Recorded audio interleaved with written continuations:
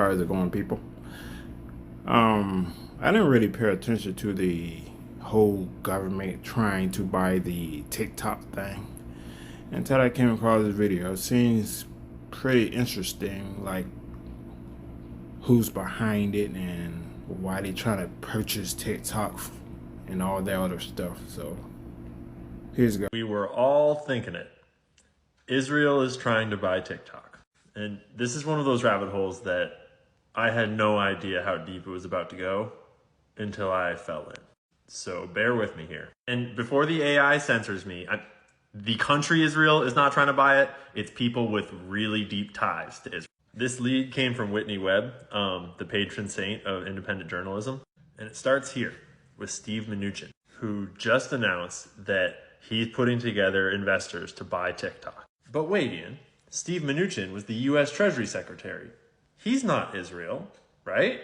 Well, let's peel this onion back one layer at a time, starting with just the fact that he's Jewish, just par for the course. And don't worry, we're going to get all the way to Mossad here in a second. But it's important that you know that Mnuchin had a long, illustrious career at Goldman Sachs and hedge funds. He was a key member of the Trump campaign. And among his many ties to questionable people in finance, he's buddies with Michael Milken, who's famous for being one of the richest and most evil scumbags in the history of the last century of finance.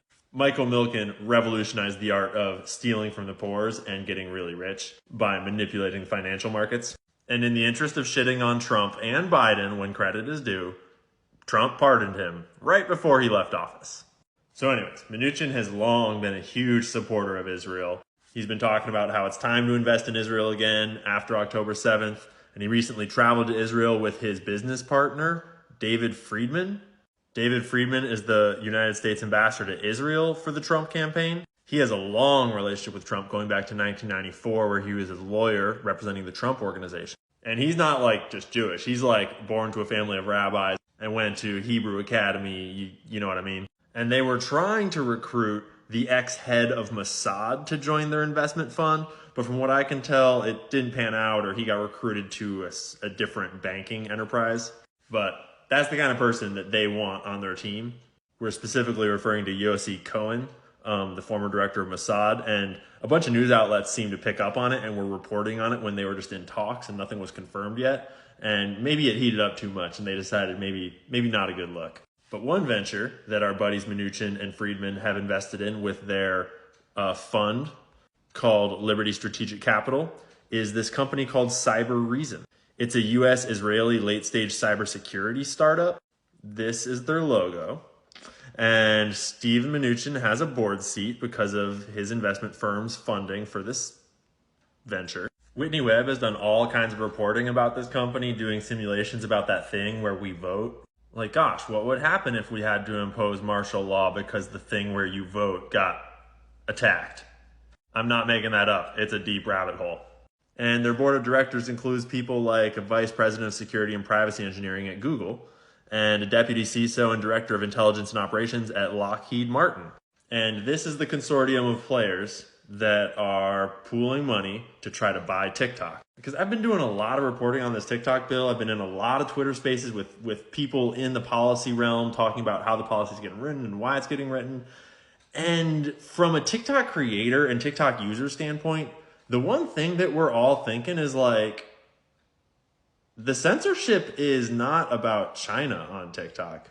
It's about Israel. And the problem that all these politicians and rich people have about TikTok is pretty obviously, probably, allegedly, my opinion only, the massive support for the other, country that was there before.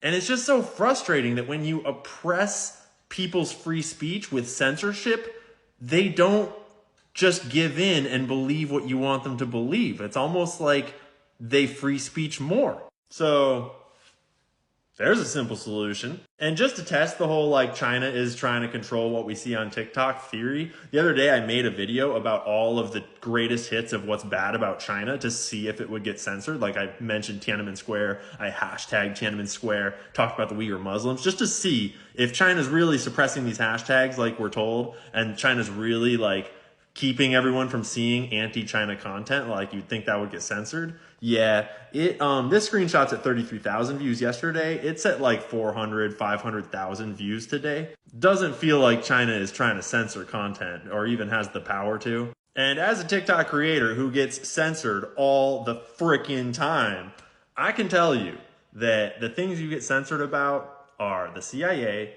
and Israel. And any adjacent topics that those organizations are interested in, like Joe Biden, for example.